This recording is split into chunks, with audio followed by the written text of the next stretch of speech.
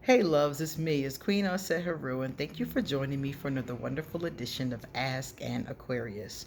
If you haven't already, please hit the red subscribe button and smack the bell. So today I came on here to do a very short video that was really inspired by watching other videos on YouTube about tarot decks. Now, there's a channel, the gentleman's name is Papa Squirrel, and he does a lot of great videos about tarot. And one of the things he was talking about was he did a video about 5 decks that he would buy again if they were destroyed or stolen or something like that happened to them. Which 5 decks would he buy again, would repurchase? Now, I thought about this and I was like, oh my God, I have like 400 decks. So I would probably repurchase all of them. But he just asked to talk about 5. So I said, you know what, I can do a video about that. I'll just pick 5. So if I lost all my decks, the very first deck I would repurchase, if I could find it, is this one. It's called the Daughters of the Moon Tarot. Now, the reason why I said if I can find it is because I think it's out of print. This deck came out in like the 70s or something like that, around the time that I was actually born. And I don't know if it's still in print. The last time I looked for it because somebody else wanted it, I couldn't find it. So I'm not sure about that. It is in black and white and it's in color. I have the color version. And it has, this is the guidebook. The guidebook does not come with the deck though. I was able to find that on eBay, but not the deck itself. So let me show you the deck. This is the first one I would try to find. Now this tin that it's in, this tin is not the tin that it came in. I had cookies in this tin. I bought the cookies for the tin to put these cards in because these cards do not fit neatly into the bag. Let me take the top off. They don't fit neatly into the bag I had them in. So I really wanted someplace they could fit neatly and I wouldn't have to worry about them getting damaged since they are so rare and probably at this point expensive. So let's take them out the tin. And I'm just going to show you a few because I got 5 to show you.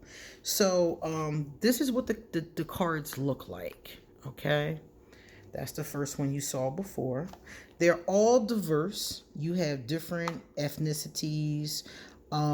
This deck is all women.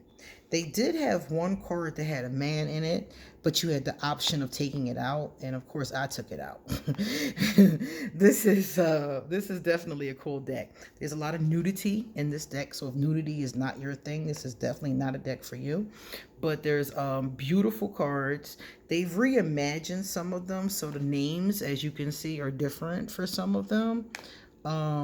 Like this one here, this is the Queen of Swords. They call her the Mother of Blades. So they're a little bit different, but the information is written around them. This is the Star. We have different ethnicities, we have different cultures, we have different ages. We have a little bit of everything, different body sizes here. This is one of the most diverse decks on the market. And it's also one of my first diverse decks. I didn't even realize that they had decks that were diverse when I first started because all the decks I could find were basically all Europeans. And it's nothing wrong with being European, you know, big ups to the Europeans. But I wanted decks that looked like me. I wanted to see myself in the cards. And I was able to find decks like these that had diversity. And this is one of the first, or the first deck I found that had any kind of diversity in it. And I have found many, many others since then. See here, they have people who are in wheelchairs running a race for the 6 of Pentacles, which is cool. And I love how they have all types of different people depicted throughout. One of the things I always say about tarot is that at this point, all the creators know that deck collectors want diversity. Not all of us, of course, but a lot of us do.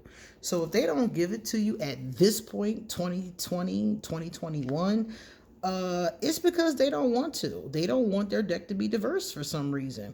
And I'm not going to indict them for that. I'm not even going to argue the point. It's your deck. If you don't want it to be diverse, you just don't want my money. You don't want my cheddar. And this is the last one I'll show you. So as you can see, this deck is really, really cool. This is my favorite deck. I don't even read other people with this deck. This is the deck I use to read myself. It's my soul deck, as they call it. So that's the one I would buy immediately if something happened to my poor babies. All right, the next deck that I would buy is actually a pretty new acquisition for me, but I'm in love with it. All of these are actually new. The ones I'm getting ready to show you are all new, but I love them. The Golden Girls Tarot. Can you imagine? So I saw these online, and I'm a big Golden Girls fan. I know every episode. I know some of them by heart. Most of them, almost all of them by heart. I love the Golden Girls, and I watched the originals in my childhood, and I watched the repeats on cable. So I love the Golden Girls. This is Rose, of course. Everybody's weirdo. Everybody's favorite weirdo. Love her as the Fool. Love it. And of course, all the girls are in here. This is my girl. This is Dorothy. Everybody always says I'm the most like Blanche and Dorothy put together, which is kind of funny. Love Dorothy. And my girl Blanche. Here's Blanche with her many, many, many men. Blanche used to love her a man, child. I used to love the fact that she was older and still enjoying these young guys and her sex life and all of that, you know. This is an actor. I forgot his name, but Dorothy marries him. If I'm not mistaken, this is the guy Dorothy married. So it is some men in the deck. This is Dorothy's first husband, Stan. Everybody knows Stan. Stan just would not go away. He divorced Dorothy. He cheated on her with a stewardess and still would not go away. This is Big Daddy. This is Blanche's father. So as you can see, based on these, they're all in here. And of course, I gotta show you Sophia. My girl, Sophia. So they're all in here. Blanche, Dorothy, Sophia. What we say? Blanche, Dorothy, Sophia, and Rose. And of course, the men who made repeated visits to the show. So this is a really cool deck. If you like the Golden Girls, it's great. But it's also a good deck because it's a good size, easy to shuffle. I've used it many, many, many times. So I would look for that one definitely. Now this is a new acquisition. I got this yesterday, literally. And if this went anywhere, I would definitely look for it. Mostly because I do not like the traditional Rider-Waite Smith. The traditional Rider-Waite Smith is all Europeans. I learned how to read on it because it is truly excellent for learning. I taught many, many people how to read on it too. But again, no diversity. I mean, like none. It might be kids in it. I don't even think it's older people in it. But it's like almost no diversity. But it's an old deck. It's like, you know, one of the very first ones before people were willing to be open-minded to diversity. So this one is all black people. All black people, which I love. Look at that beautiful angel. So again, I would definitely get this. This is the one I've started telling my students to get. Like if you want to take a class and learn how to read, this is what you want to get to take my class. So I'm going to be teaching with this. Now, some of the names, the placement of them makes them hard to read. Like this is the Magician. So the placement makes it hard to read the name, but you can definitely see it. So, and these are very traditional. Like they don't deviate very much from, even the outfits are pretty much the same. All they really did was change their ethnicity. What a beautiful empress. And she's pregnant. Look at her. Gorgeous. So I would definitely buy this again, and I'm going to be using this a lot. I'm going to be teaching my students off of this, the ones who don't connect with the Rider-Waite. So they'll have the option of using either one. So this one I would definitely buy immediately. I am in love with this deck. As soon as it came in the mail, as a matter of fact, I was just like, oh my God, I got to use that as soon as possible. So love that deck. Number 4. This is another new acquisition. This one is really cool. Let me show this to you. This deck is amazing. I'm getting ready to show you how amazing, right? First of all, I wasn't able to get this deck because it was out of print when I went to get it. It is back in print now. I believe if you Google "This Might Hurt" tarot deck, the lady here, Isabella, her website will come out and you can buy it directly from her. I couldn't find it, so a woman in my tarot group said, "Oh, there's a little shop in Salem, Massachusetts that has this deck." I was like, "What?" Salem, Massachusetts is the site of the Salem witch trials from history. And I've always loved, I've always been into that story, fascinated by it, saddened by it even. And I was like, you know what? I got to get this deck. So this deck is from Salem, Massachusetts. And it's not just cool because of that, though. That's the coolest. That's the first cool thing. Then when you open it up, the guidebook is nice and hefty. Look at that. Hefty, hefty, hefty. Each of the cards is in here in black and white and the descriptions. So that's good. Nice hefty deck. Nice hefty guidebook for the deck. Oh no, oh no, oh no, oh no, no, no, no, no, no, don't fall. Let me get myself together, y'all. Hold up. Now the cards are not slippery, even though they just felt like that. They're matte. So that's just me not holding on to the box. They're matte finish, so they're not slippery. They have no gloss on them. They're matte. You can see a little shine, but that's it. Now let me show you a few of the cards so you can see why I love them. I love the people. Again, it's a very diverse deck. That's my thing. I'm always looking for diversity before I spend my money. But there's different types of people. Oh, this one is so sad with his feet so red. Gotta be freezing out there. Lots of diversity. Look at the doggies. Different age groups are represented here. They have children. They have older people. They have younger people. This deck is really cool. I wanted to show you guys. They have the older people. I love it when it's different genders, different ages, different sizes. And as far as like body types are concerned, we have all types of different body shapes. Oh, look at this, guys. Let me show you this one. The Six of Cups. Look at the kids. Isn't that gorgeous? So we have all types of beautiful artwork, different body shapes. The King of Wands is a woman, which is really cool. Beautiful artwork.